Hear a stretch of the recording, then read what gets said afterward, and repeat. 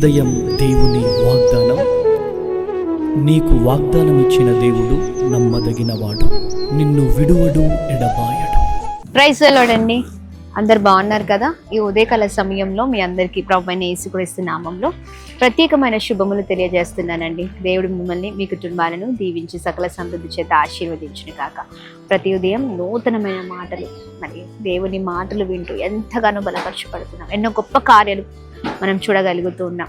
మరి ఈ ఉదయం కూడా ఉదయం లేవగానే ఇలా మరి దేవుని మాటలు ధ్యానిస్తూ బలంగా ముందుకు సాగుదాం. ప్రతి ఉదయం ఆయన మాటలు నిజంగా మనల్ని ఎంతగానో ప్రభావితం చేస్తున్నాయండి. మన నడతలు మారుస్తున్నాయి, ఆయన మాటలు మనల్ని సరిచేస్తూ ఉన్నాయి. మరి ఒక నూతనమైన ఉజ్జీవంలోనికి ప్రభు నడిపిస్తున్నారు. ఇంకా ఆలస్యం ఎందుకు? యెషయా గ్రంథం 51వ అధ్యాయం 7వ వచనం ద్వారా పరిశుద్ధాత్ముడు మనందరితో మాట్లాడుతున్నారండి. నీతిని అనుసరించు వారులారా నా మాట వినుడి, నా బోధను హృదయమందుంచుకున్న జనులారా ఆలకించుడి. మనుషులు పెట్టు నిందకు భయపడకుడి, వారి దూషణ మాటలకు దిగులు పడకండి.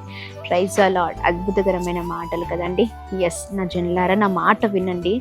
మరి మనుషులు పెట్టు నిందలకు కానీ, లేదా మరి వారు ఏ విషయంలో అయితే బాధ పెడుతున్నారో వాటి విషయంలో మరి భయపడకుండా, దిగులు పడకుండా మరి ఉండండి అని ప్రభు మాట్లాడుతున్నారు. నీతిని అనుసరించు వారులారా.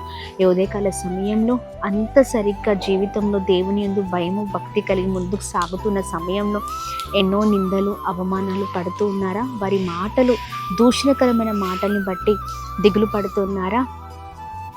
మరి ఒక వెలివేసిన జీవితంగా నీ జీవితం ఉందా? దేవుని నమ్ముకున్నావని నిన్ను వెలివేశారా? ఇంట్లోనే, లేకపోతే ఊరిలోనే, నీ స్నేహితుల మధ్యలోనే, మరి నీకున్న ఆ సర్కిల్ మధ్యలో ఎన్నో అవమానాలు పడుతున్నావు అనుకుంటా. ఈ దేవుని నమ్ముకున్నావా అన్నట్లుగా నిన్ను ఒక చిన్న చూపును చూస్తూ ఉన్నారేమో. దిగులు పడకండి, భయపడకండి. వారిని పైన అంటున్న మాటల్ని బట్టి వేదన పడుకు. ప్రియ సహోదర సహోదరి, నేను నమ్ముకున్న దేవుడు గొప్ప దేవుడు. ఆమేన్. ప్రతిఫలం ఇచ్చేది ఆయన కదండి. మనుషులు ఈ రోజున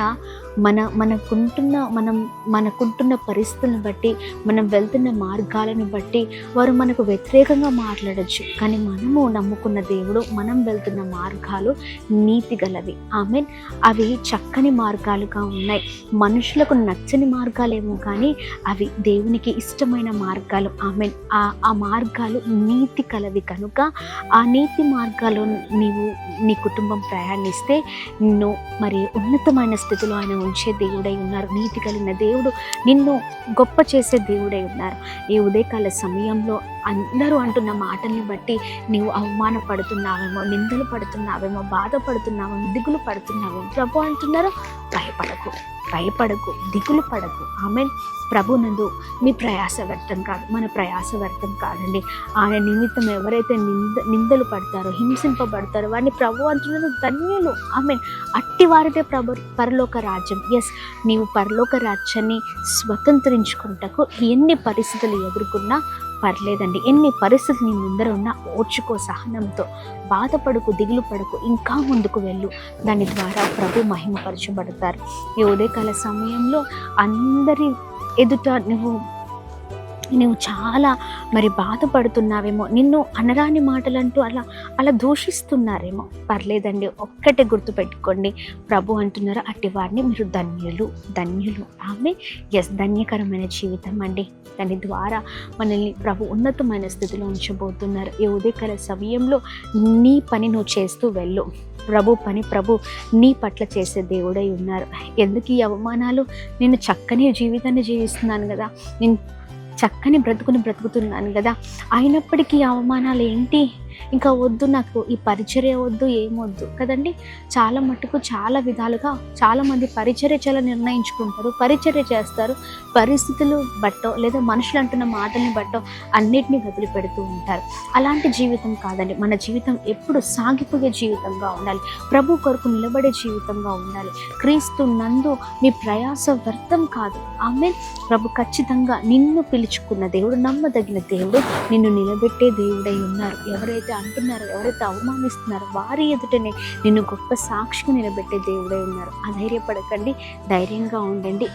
నేను ఆరాధిస్తున్న గొప్ప దేవుడై ఉన్నారు ఆయన.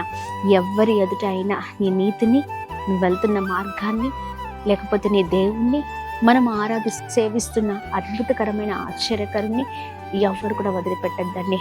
నమ్మకంగా నిలబడదాం, మనం దేవుని పని చేద్దాం, మన పని దేవుడు జరిగిస్తారు. ఆమె ఒక మాట బైబిల్ గ్రంథంలో ఉంది కదా, మొదట నా నీతిని, నా రాజ్యాన్ని వెతకండి, అప్పుడు మీకు ఏది కావాలో అది నేను అనుగ్రహిస్తానని. ఎస్, ఆయన పనిలో మనం ముందుకు వెళ్దాం, ఆయన రాజ్యం నీతిని వెతికే వారిగా ఉందాం. దాని తర్వాత ఏవి కావాలో అన్నిటినీ కూడా ప్రభు మనకి ఇచ్చే దేవుడై ఉన్నారు. ఆయన మనకు మేలు చేసి మంచి చేసే దేవుడై ఉన్నారు.